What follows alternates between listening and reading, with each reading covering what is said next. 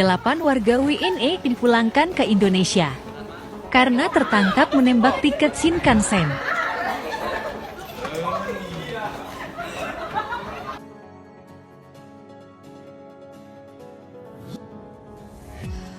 Beredar di media sosial kabar terkait 8 warga negara Indonesia atau WNI dideportasi dari Jepang lantaran menembak tiket Shinkansen atau yang sering disebut dengan nama kereta peluru. Kabarnya 8 WNI itu dideportasi dari Jepang karena tidak membayar kereta yang akan ditumpangi sesuai dengan jumlah orangnya.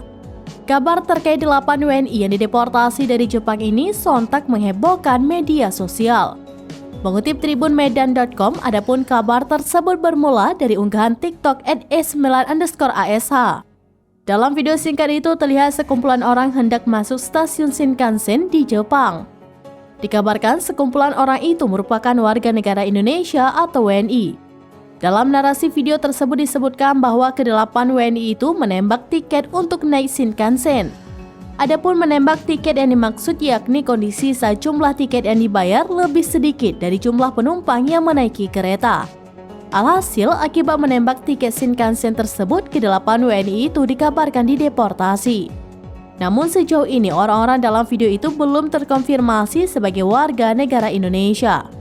Melansir wartakotalive.com, pihak Kedutaan Besar Republik Indonesia atau KBRI Tokyo mengaku belum mendapatkan informasi.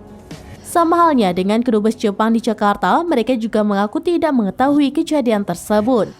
Mereka mengatakan bahwa konten itu masih dipertanyakan kebenarannya.